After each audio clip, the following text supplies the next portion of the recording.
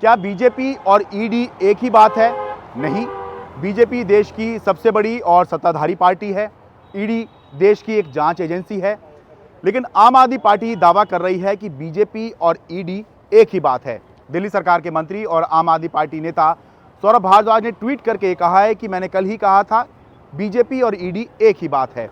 दरअसल आम आदमी पार्टी इस बात को मुद्दा बना रही है कि मंगलवार को सुप्रीम कोर्ट में जब संजय सिंह की जमानत याचिका पर सुनवाई हो रही थी, तो उसमें बीजेपी नेता और नई दिल्ली से बीजेपी की लोकसभा प्रत्याशी बांसुरी स्वराज वकील के तौर पर उनका नाम उसमें लिखा हुआ था। तो इसको आधार बनाकर आम आदमी पार्टी दावा कर रही है कि ये देखिए, बीजेपी और ईडी ये अलग अलग नहीं है। ट्वीट करके सौरभ भारद्वाज ने कहा है कि बीजेपी और ईडी, जैसा कि हमने कहा था, अलग अलग नहीं है, ये एक ही बात है।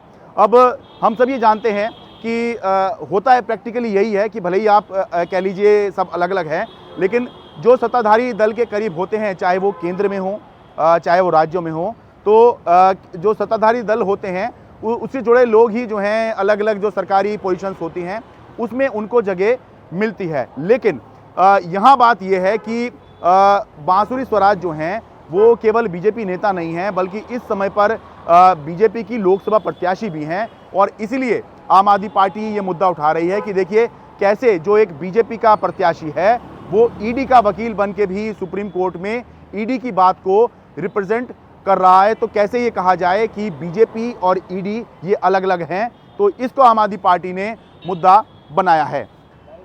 दिल्ली से अपने कैमरा सहयोगी स्टीफन के साथ मैं शरद शर्मा, एनडीटीवी इंडिया।